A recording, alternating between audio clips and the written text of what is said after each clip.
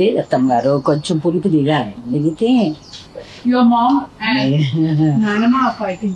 వేసవి కాలంలో ఒక రకంగా గ్రీటింగ్స్ చెబుతుంది మనకి ఆవకాయ. చాలా ఆనందాన్ని, అభిరుచిని రుచిగా మార్చి అందిస్తుంది.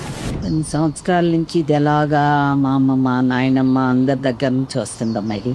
పదార్థాల రుచి వడ్డించే వాళ్ళని బట్టి ఉంటుంది. తినాలి అని వడ్డిస్తే ఒక రకంగా ఉంటాయి, అక్కర్లేదు లేని వడ్డిస్తే వేరొక రకంగా ఉంటాయి. ఇది పెట్టడం అనేది ఒక ఆనవాయితీ. పెట్టిన కొత్తల్లో మరీ బాగుంటది.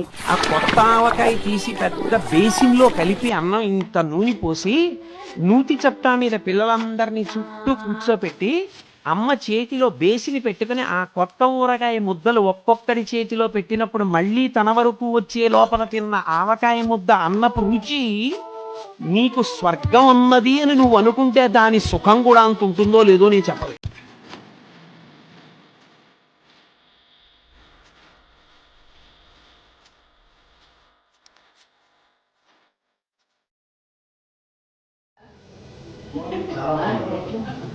బాగుందా?